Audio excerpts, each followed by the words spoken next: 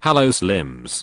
I'm back, but for the first time on my channel I'll be responding to y'all's opinions. I gotta be honest, some of y'all are so disrespectful, but I'm here for all the shade, because I love negativity. Anyways, a quick thank you to everyone who submitted opinions to my form. It is much appreciated, and I look forward to responding to them. Sit back and without further ado let's jump into it. This is hella controversial, but anyway, I think one of the reasons, definition not the only one of course, K-pop became so popular internationally is because Koreans and other East Asians are some of the closest people on the planet to looking white without being at least part white. This way it's more easily marketable to white people, while at the same time marketable to people of color, because they do not have negative historical connotations. But they are still almost all light-skinned and adhere to that beauty standard. I just can't imagine at this time period that a dark-skinned Indonesian band could get worldwide recognition, nor a Kenyan one or people with darker skin. And of course East Asian people also struggle with racism, but I think they are generally more palatable on a worldwide scale than other people of color because of their usually lighter skin. And that's really uncomfortable to say. I'm not exactly sure how to respond, but this is an interesting opinion for sure. And you're also right about this being an uncomfortable topic. What we are not gonna do is pretend that colorism isn't an issue in K-pop, because it definitely is.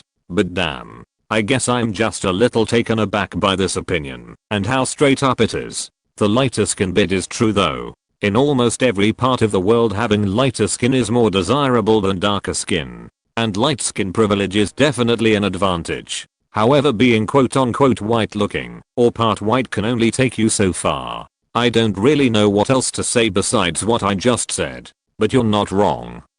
There are a lot of people who say that Lyra is bad at dancing, and people respond with yes, she may be bad at dancing, but she carries the group's vocals. Like, what else do you expect from her? She has to carry the vocals of the group because her position is the main vocalist. By the way, love your videos, thank you, and I'm glad you like my videos. Anyways, I never really got the hate for this girl's dancing. Everyone in the group can't be on Rujin or Yeji's level of dancing or performing for that matter. This is why positions exist. And what's more, girls dancing isn't as bad as people make it out to be. Here are the facts.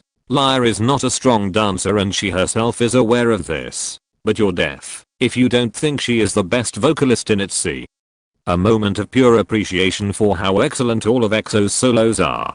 Despite being in a group for so long, they've all gone on to their own genres, and they've really explored it. I've barely heard any other albums in the industry with this much cohesion. They feel like a body of work, and not just a selection of songs. Some of them even have narratives and themes woven through all the songs. And the way they've developed their concepts. Suho's self-portrait, Chen's love story told over 6 songs, Lazy Pop. These albums are works of art, honestly, so well developed and thought through. Agree. All EXO solos released so far were good. SM is one of the only companies out there who can put out high quality albums that feel like a cohesive body of work. And by cohesive I mean songs that weren't thrown together last minute and complement each other musically and conceptually. I wasn't a huge fan of Do's solo or his album, but even then the quality was there. What else can I say? No one is doing it like EXO. ITZY's comebacks will never be fully satisfying. Hold on. Wait. I'm gonna need a little more than that. LMAO. Please elaborate, cause I wanna know what you mean by this. My DMs are open for an answer.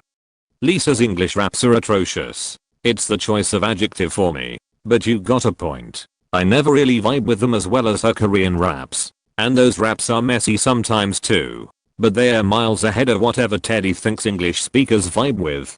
I love him, but if Namjoon was still the way he was during his rookie days, that I would probably be a not 6, because I genuinely cringe at the way he used to act and carry himself. I totally get where you're coming from. I'm just glad he grew out of that behavior and made a visible effort to educate himself, and his members, cause some things in his past weren't it.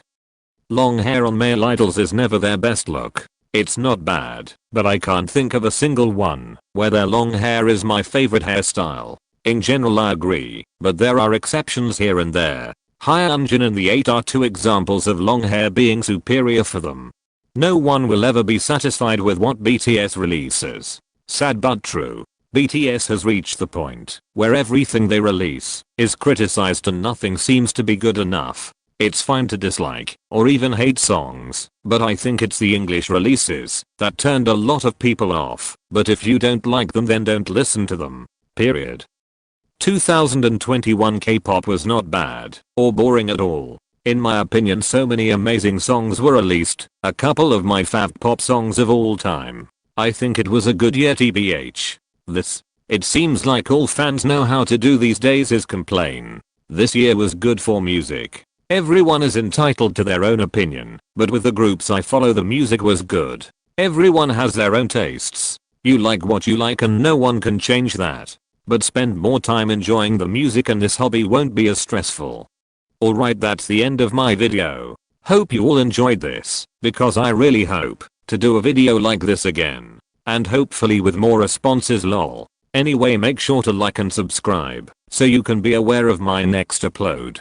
Stay safe and see you next time.